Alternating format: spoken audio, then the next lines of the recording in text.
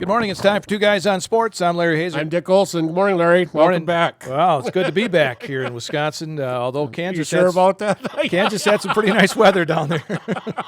I was just telling Dick before we went on that they're starting to plant fields down there. And, the tractors are in the fields just to creating dust down there. It's going to be a while before that happens around here, I'll tell you. Yeah, I said about 3 weeks maybe before or 2 or 3 before we get in the fields around here. But, yeah, good visit with the with daughter and grandkids. And good to be back, though, here on Two Guys on Sports. A lot of things going on. Not so much spring sports-wise. Hard time getting outside. A little bit of indoor track, and that's about the Neillsville Grattan girls softball team did manage to get in a game last week, but kind of looks like the baseball team is going to be stymied for a little bit here. Yeah, they're scheduled to have a game tomorrow night, but I don't know if it's going tonight too. If it's going to get dry enough. Yeah, I don't think it definitely not tonight, and I don't know. I guess you pinpoint for next week, hopefully. Yeah, and then the weather's not going to be as warm next week, but sunny. Yeah, the only thing I said, you have all these non-conference games scheduled against good teams, and you have a young team. You really needed these games, right? Yep. And that's the thing. You're going to be missing out on some experience for some of these kids. So. Yeah, I see. Columbus Catholic did get a game in on Tuesday against Edgar. Yep. Kind of a chilly, windy day, but they played it over at Rapids at the all artificial surface. And that's what teams are doing these days. You go to Rapids or down to Mauston and places like that. Softball teams were going up to the Rhinelander Dome till over the weekend. That collapsed. Yeah, I heard. So I guess the only good thing is they weren't playing when that happened. Right. So, but that's the way it is right now. You got to, if you can find an indoor facility, and maybe some teams around here can utilize a Sonotag Center over in Eau Claire, though I'm sure they're using that for themselves too. Yeah, so, and I do see there are some teams even heading to Florida. Yes, to play some games. Not sure how many teams can really do that. I said, that's good. That for most of the schools around here, that'd have to be about a 3-year project. Right. So a lot of candy sales and sales like that to raise the money to go. So because I did see, I think Iola Scandinavia was playing down in Florida.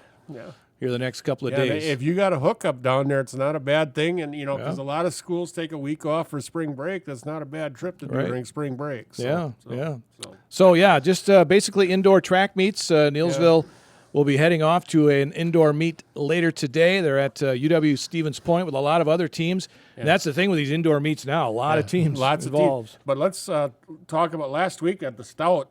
They had 30 teams, 1, 2, and divisions 1, 2, and 3. The Neillsville girls 4x400 relay team, Larry, set a new school record by more than 5 seconds. Wow! The old record was in 2000, and it's seniors Sophie Hansen, Kaylee Lawrence, sophomore Braylon Anding, and freshman Bryn Heck. 4 minutes and 32 seconds. It got them third, but they broke the school indoor record by more than 5 seconds. That's a lot. Yeah. When you start talking 5 seconds, that's pretty good. And Kaylee Lawrence has also broken the school indoor record in the 55-meter dash, 7.56 seconds. She broke Bella Opel's record in 2019 of 7.82 seconds. So once these kids get going, I think there's going to be some potential here. Yeah, they got some good track athletes coming up. Absolutely. For Neillsville. But again, they're going to be at UW Stevens Point tonight. There's also an indoor meet at UW Stout and one at Merrill involving some area teams as well. And there are some games on the schedule for baseball and softball, but you tell me where they are. There's a couple at the Rapid Sports Complex. Okay. So maybe to the south of us, down in that country, they didn't get the snow, though they've had the rain, though. But everything north of Highway 10, you better be playing on a turf field. Yeah, a lot of snow and very wet out there right now. So absolutely. Hopefully things will get back into swing, I should say, for some teams next week. All right, going on here, let's see, what else do we have in the sports world? I know I missed a lot of stuff. Well, let's recap the boys basketball, Larry. It was a great tournament down there. Yeah, you bet. My notes and talk about it.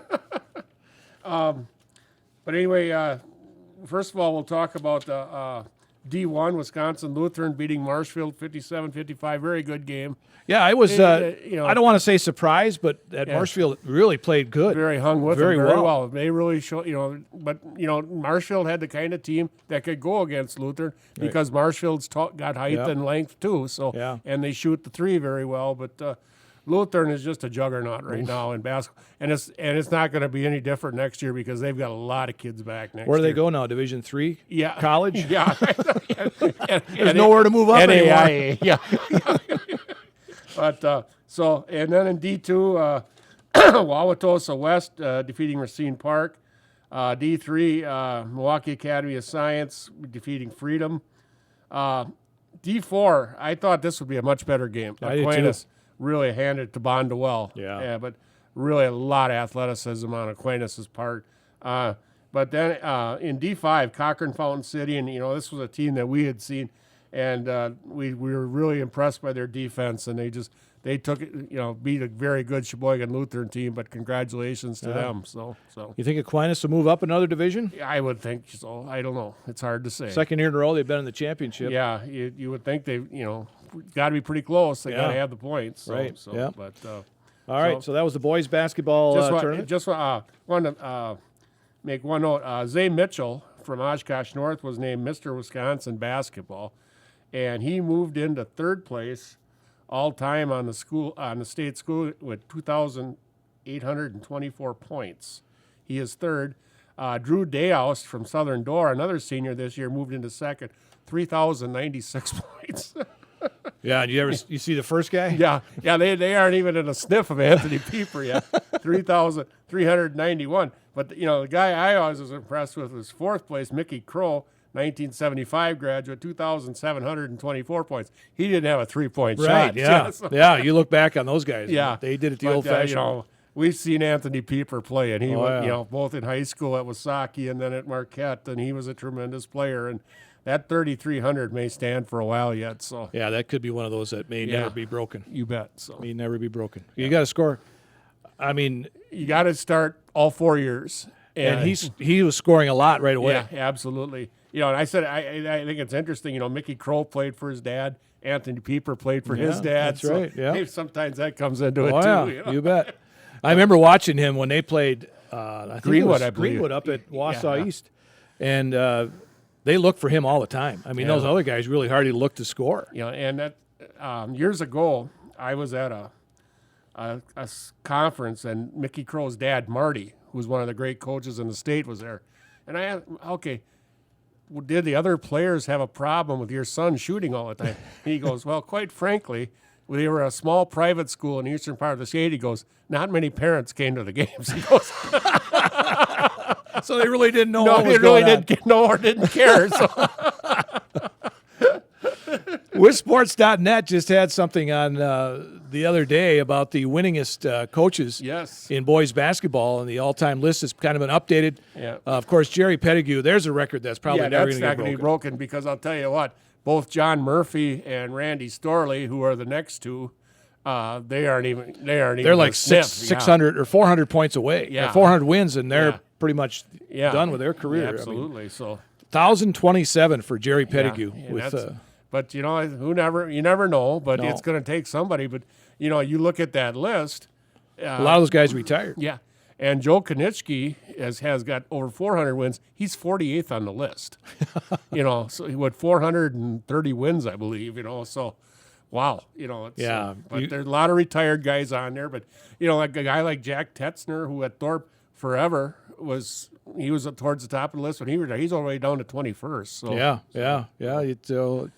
You look at the names on this list: Bill Ullman, Jim Gosh from Milwaukee King, Dominican, Tim Anderson of Auburndale. He's 7th on the list. And one of the few guys on that list that did it at one school. Yeah, you're right. Yeah, a lot of them have a slash Yeah, or slash.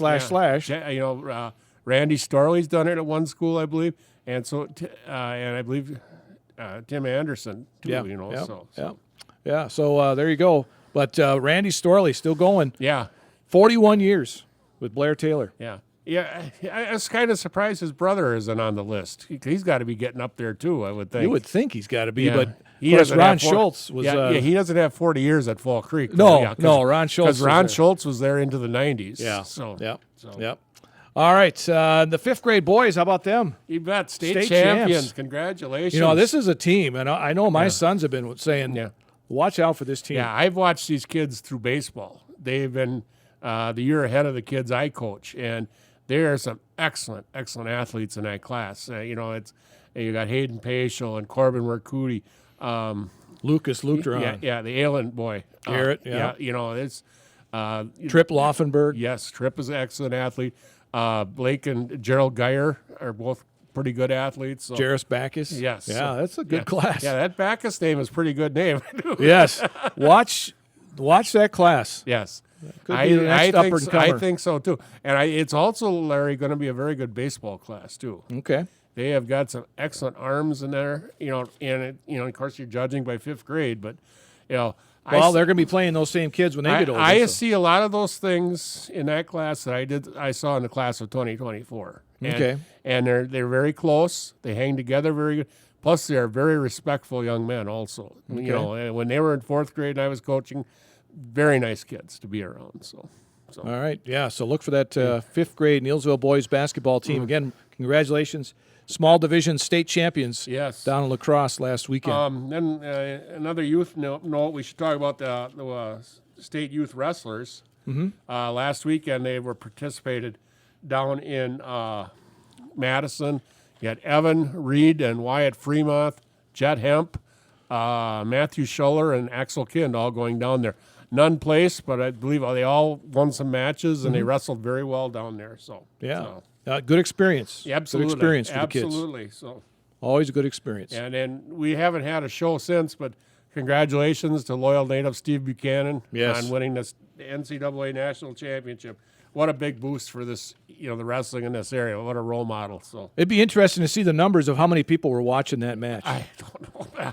I know we were. We had 3 TVs on at a house watching. I said what was wonderful. The Marshfield basketball game got it done just about the same time as Stevens' match started. So I think the Badgers were playing that night too. Yes, Badgers were playing that night too. So that was a pretty good scene there at the end. And he had a great match against AJ Ferrari in the semi. That was.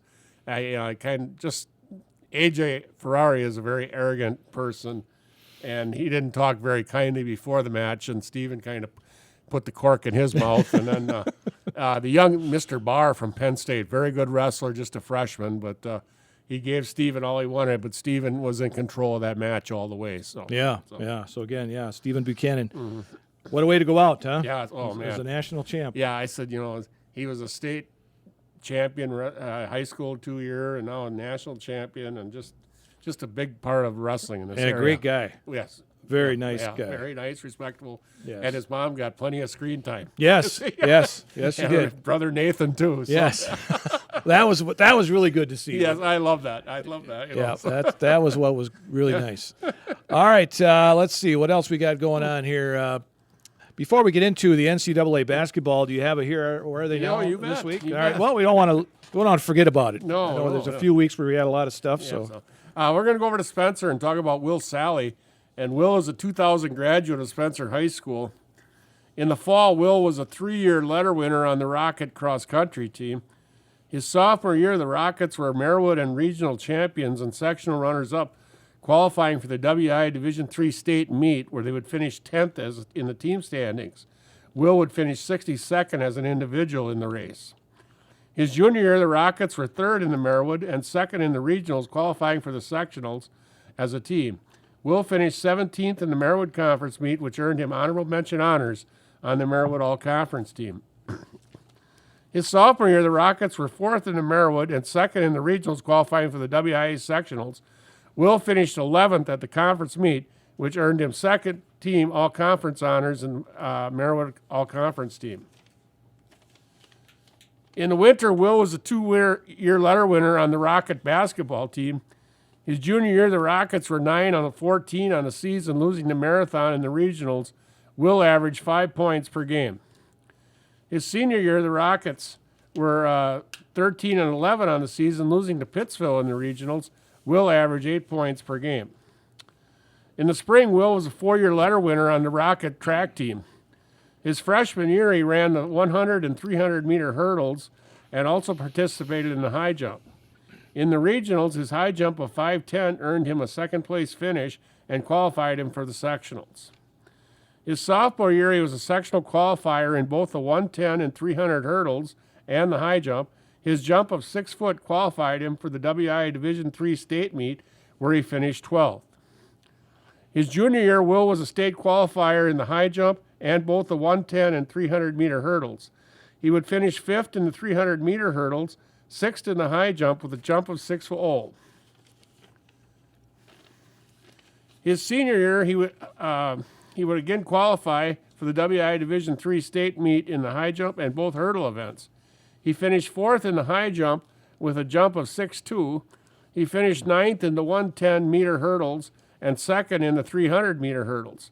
Both hurdle events that year were won by Andrew Rock of Stratford, who Will We know him. Will had just the pleasure of chasing him in conference and regional and everything, but he's a pretty good guy to follow, though. Yeah. Today, Will still holds the Spencer School records in both the 110 and 300-meter hurdle events. After graduation, Will enrolled at Hamlin University in St. Paul, Minnesota, and joined the Pipers track and field program. His freshman year, he participated in the 110 and 400-meter hurdles and the high jump. His sophomore year, he again participated in the 110 and 400-meter hurdles and the high jump. His high jump at 6'5" earned him a second-place finish at the Minnesota Intercollegiate Athletic Conference meet and qualified him for the NCAA National Meet. His junior year, he set the Hamlin Indoor School record in the high jump with a jump of 6 feet 9 inches, which qualified him for the NCAA D3 Indoor Meet, where he would finish 10th. That year in the outdoor, he finished 3rd in the conference meet in the 400-meter hurdles and 2nd in the high jump with a jump of 6 feet 6 inches. He qualified for the NCAA D3 meet in both events.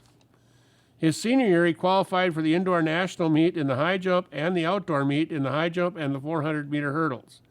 His outdoor record jump of 6 feet 6 inches and 3/4 inches earned him 6th place and All-American honors. Today, Will still holds the indoor high jump record at Hamlin and is 5th all-time on the outdoor list. Will graduated from Hamlin University in 2004 with a degree in business administration. Today, Will is a project manager and part owner of Terra Firma Building and Remodeling based in South St. Paul. Will and his wife, Brianne, and their 2 sons reside in St. Paul.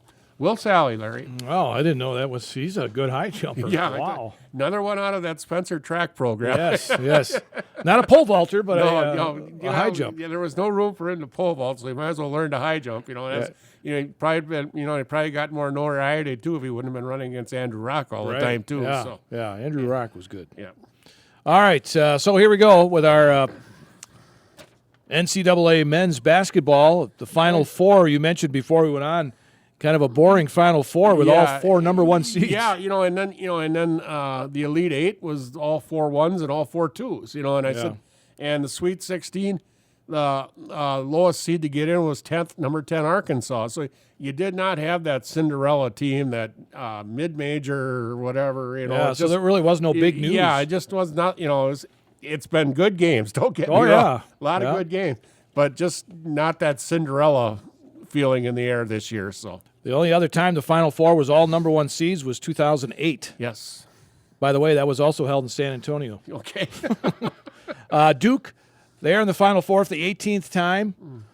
Florida, still chomping thanks to late comebacks against UConn and Texas Tech. They now will participate in the first SEC versus SEC matchup in the history of the men's Final Four. So they're taking on who are they taking on? Duke is in Houston. Duke and Houston are playing. Okay, Duke and Houston, and so Florida and Auburn are taking on each other. So it'll be interesting. Auburn and Duke taking on each other, the 2 guys that are favored to be the players of the year. Yes, absolutely. Facing each other. Yeah. So, well, we'll see what happens. I know Florida was a team that invested heavily in the portal this year, so they put together a pretty heavy, experienced roster. Duke is. The best players you can find. Yeah. I mean, Cooper Flagg is bound to be the number 1 draft pick in the draft next year. Con Knippel ain't that far behind, out of Wisconsin Lutheran. So, Houston is kind of the dark horse here. I fully expected Tennessee to beat Houston, but Houston handled them very nicely. And quite honestly, I thought Michigan State would beat Auburn. Too, but Because Yeah, Auburndale was not playing very well coming in the tournament. So No, that wasn't their best. No. It wasn't their best. But Duke has the best odds, of course. Yep. Followed by Florida, and you got Florida to win it. I have Florida and Duke in the finals, so okay. It's made my bracket look pretty good. I said I've been doing this a lot of years, Larry. This is one of my better ones. But like I said, I told you before we said I could not find a lot of upsets on here that I would be certain to pick. I mean, I did pick a few. So I did not have. I picked too many, I guess. I didn't have the McNeese State one. Yeah. But I had a couple others. The 10-7. There was 11-6, but. After the first round, everything went back to where it was supposed to be. Yeah, pretty much did, yeah. So. By the way, that Duke-Houston matchup is the nation's -- 1 offense against the nation's -- 1 defense. Yes. One of them's got to fold. Yeah. We'll see which one. I was very, very impressed with Duke. Yes, I was. Against Alabama. Alabama came into that averaging well into the 80s, and they were held to 58 points in that game. And the length of Duke is tremendous. And you look at Duke play, and after watching Wisconsin Lutheran play, they're kind of similar how they play. With the swarming defense Right. and the length and everything else. So, it's. But I did pick Florida to win this. I'm sticking by it, but I am very scared of Duke. So. All right, on the women's side, pretty much the same thing. You got all 3 number 1 seeds and 1 number 2, but I tell you that number 2 seed is pretty good. Dangerous number 2 seed. In fact, they're the favorites, I think, going in. Yeah, I said, you lost the prohibited number 1, USC. Yeah. Yeah, and of course, they lost Juju Watkins to a knee injury. That kind of took them out. South Carolina is a defending champion. They are not the team they were last year. They are getting by. Not last year, everything was a rout. This year, it's much tighter. Texas, kind of the unknown coming in, even though they are number 1. But UCLA, I was surprised, their first ever Final Four. Yeah, for the women. absolutely. Yeah, I was too. But you don't remember much about out there for years. It's been Stanford, Right? When Tara Vandermeer at Stanford, yeah. and a couple others. It was not UCLA or USC, and they've kind of turned that around. But Gino Auriemma at UConn, he's got a lot of them in his pocket. And so, What did I think I just read the other day? It was 16 of the last 17 years they've been in the Final Four. and he's got the best player, Yeah. Paige Bookers. So, Yeah, and she'll be probably going number 1 in the WNBA draft. Those games, their games are Friday night at 6:00 and 8:30, and then their championship game is Sunday afternoon, and that'll be on ABC. Yep. So. Yep. And one interesting stat: South Carolina has gone 72-3 over the past 2 years. Yes. There are only 3 losses to the teams that are in the Final Four. Yeah. Texas, UConn, and UCLA are their only 3 losses in the last. Dawn Staley has done a tremendous job. Yes, she was a tremendous player and an Olympian, and now she's done a great job at South Carolina. And I'm not going to count them out, but boy, UConn is playing well right now. So. Yes, they are. Yes, they are. Well, the big news in baseball is the torpedo bats. Yeah, and for those you don't know what a torpedo bat is, it is MLB legal. Yep. Let's start off with that. But it's a tailor-made bat with the weight distribution more towards the barrel end. So, Yeah, it kind of looks like a torpedo. Yes, absolutely. Because it's bigger right where the sweet spot is. Yeah, and it's It's helped some teams. yeah, but The Yankees especially, but Well, I don't know. I said, we'll talk about the Brewers in a minute, but the Brewers pitching staff a little depleted right now. Yeah. And then they play in a little league ballpark, pretty much, and they got a lot of sluggers. But Yeah. And it's still a good conversation. But well, I think who's the guy from the Reds? Ellie Dela Cruz used it the other night. First time, and he hit 2 home runs. So 7 RBIs. But the Yankees didn't do much the other night with it. No, absolutely. So, I don't know. I said there's a lot of different things you can put into that weekend for the Brewers. Yeah. And the best thing was that it was over. Yeah. But I said, you had Nestor Cortes who came over from the Yankees. What a return to the mound! Your first 3 pitches go downtown. It almost looked like they knew exactly what was coming. Well, I said it looked like batting practice Yeah, it because he did. kept throwing the same pitch. Yeah, right down the middle. Yeah. But the Brewers have come back now. They've won 2 in a row here. They won Absolutely. in 11 innings. They beat the Royals yesterday 3-2. Outstanding pitching performance by Freddie Peralta today. He didn't get the win. 8 innings, no walks, 8 strikeouts, 97 pitches. That's about as economical performance as Freddie Especially Peralta. what they needed. Yes, that absolutely. bullpen has been Absolutely. And their bullpen, you get to the late innings, those guys have been pretty good. Abner Uribe was good last night. He was good today. I believe he got the win today. McGill has pitched the ninth inning the last 2 days. So yeah. So the Brewers get a win yesterday in 11, 3-2. And big 4-game series coming up with the Reds. Speaking of Ellie De La Cruz, they this got the weekend Reds. in Milwaukee, Okay. starting tonight. all right. So Well, let's see what happens. yeah, absolutely. But right now you look. Okay, Aaron Savali is on DL. Ashby, DL Hall, Tobias Myers, they're all on the DL right now. Robert Gusson is out for the year pretty much with Tommy John. Well, hopefully we'll get Woodruff back here at some point. And they figure Savali is not minor, and Tobias Myers is going to start rehabbing too now. Okay. So, well, Nestor Cortez gets to start tonight, so Yeah. let's hopefully. hopefully it goes better than the Yes. last time. Well, let's just say it can't be much worse. I said, that had to be scary for him though coming back. And the last time he had pitched for the Yankees, he gave up the grand slam to Freddie Freeman. So Yeah, he hasn't had much luck No, in that place. it'll get better for him. Yes. The one thing that's concerned a little bit, their hitting is very slow out of the gate, not scoring is. a lot of runs. No, that doesn't help your pitching any. No, absolutely. So All right, NFL owners have their meetings going on down in Florida, and they made some rule changes. this is going to be interesting, Larry. 8K. Okay, the Hawkeye Sony Hawkeye technology is going to be their primary method for measuring first downs. Yeah. And every stadium will have 6 8K cameras for accurate tracking of the ball in relation to the line of gain. So, Okay. Well, we'll see how it They works. will also be put into the international venues too. So, Okay. All right. supposedly the chain gang is still going to be out there. Just in case. I don't know. For looks. I don't know. Well, it's. When you're running to the sidelines, a guy wants to know where the marker is, right. diving for a verse. Sure. You don't hurt to have it, I Right. guess. Yeah. But the tush push was put on discussion until later in the spring, I guess. Yep. So, Yep. But it looks like there's a lot of teams 16 more in sounds favor like of it. 16 teams in favor. So Both teams will possess the ball in overtime now during the regular season. Yeah, that's good too. So Doesn't matter if you score a touchdown first. Yeah, I think that's fair. Yeah. I said, That's the way it should have been all the time. Should have been all the time. Well, the original one where you basically played sudden death, that ain't right. Oh, right. Yeah. That's not right at all. Yeah. Because somebody returns the kickoff, it's over. Yeah. So Well, it's not I remember that one year when Brett Favre threw the pass on the first play of yeah, overtime Greg against Jennings. Denver. Greg Jennings. Yep. 2007. So Yeah, I remember. You know how I remember that? I was taking my dog outside because I thought, well, they're going to go to overtime, so I have a chance. My wife's screaming inside. They scored a touchdown. So, touchbacks will be spotted on the 35 instead of the 30. Interesting there. So, but they seem to be very happy with their kickoff rules. So Yeah, it's interesting the I way don't it know. was, but we'll see. I don't know if it made it any safer or not, but Yeah. it's just whatever. So, but It's different. 3 weeks from tonight, NFL draft though.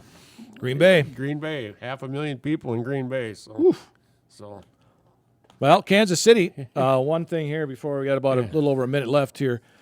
Kansas City, they want to be on Christmas Day all the time now. They want to be like the Cowboys and Lions that play on Thanksgiving. okay. So we'll see what happens. But there are going to be 3 games on Christmas Day this year. So, It lands on a Thursday, and they're going to have, I think, 2 of them on Netflix and the other on Prime Video. okay. So, So I guess I won't be watching any Christmas Day football. there's other things to do on Christmas. NBA's on. Well, I don't know about that's any better. Yeah. Well, at least way you it is don't have to nowadays. pay for it. Yeah, right. Alex Ovechkin getting closer to 4 goals short. He's at 891. You talk about unattainable goals. I thought that was one with Wayne Gretzky Yeah. too, but Ovechkin is going to make it though. So. well, look at how long he's played. yeah, to get that. absolutely. You got to play a long time. Yeah, I said, it's everything. Babe Ruth was never going to get broken. Hank Aaron played for years and years. Yeah. And then Hank Aaron's record got broke. Well, even Lou Gehrig's oh record. man, yeah, that was unattainable. But No. yeah, That is one now, the way it is, I don't think No, it'll it'll ever tight. get, no. I think Cal Ripken stretched it out to like 2,600 or something like that. Yeah, it's I said, now guys are, don't even play all week, Right. so. Yeah. So. all right. Well, that's Two Guys on Sports for this week. I'm Larry Hazer. I'm Dick Olson. We'll talk to you again next week.